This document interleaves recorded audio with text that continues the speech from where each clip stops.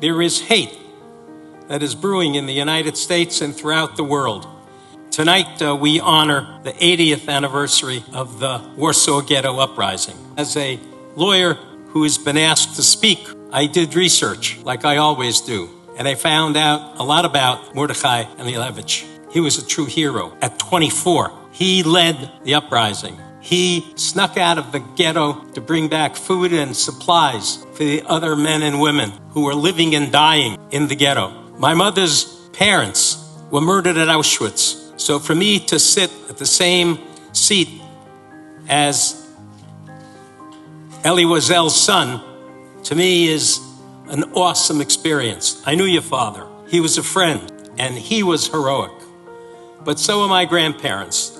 And I spoke about them at a Holocaust Remembrance Day. And I remember saying that when they were in the gas chamber, they were not afraid to die. They were afraid that nobody would ever know that they had lived. And that was a terrifying, frightening thought, to believe that all of Judaism was going to be exterminated. And my father witnessed Kristallnacht and then grabbed his parents and made it to the United States, where he immediately enlisted in the American Army, where he fought as a combat soldier for 3 years. So every one of us has heroic figures in their family, and I think we must never forget them, and we must always honor them. So ladies and gentlemen, at the end of the Holocaust, there has been a cry over and over again, never again. Well, it's happening again. And if you have any doubt, look at the Holocaust in Ukraine that is happening before our eyes every single night on live television, which wasn't available during the real Holocaust. But we see it every night, civilians dying, being murdered by an unscrupulous, evil dictator. No one ever thought that a year later, Ukraine would still be alive and winning. And they are. Do you know why? Because they fight for freedom.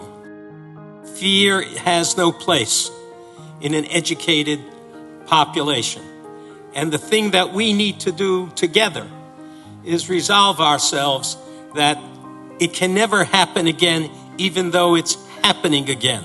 And it happened the first time as the world stood by and watched. And those of us who grew up in the United States of America, and I am a very proud American.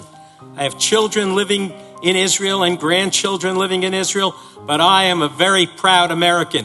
And in 1943 and in 1944, our country, the United States of America, did nothing. They knew and they did nothing. And the evidence that they knew is overwhelming. I deal with evidence.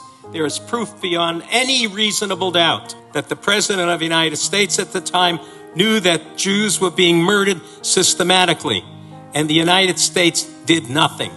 Well, today we are trying at least to help the new victims of an evil maniac who is looking to obliterate them. So at the end of the day, Mordechai Anilevich was a hero. He died as a hero. He was a young man who decided not to take it lying down, and he didn't. And he stood up, and the partisans who helped him stood up. Polish and Jewish partisans who fought against crippling, overwhelming enemies. And they did it because they did not want to walk meekly to their death.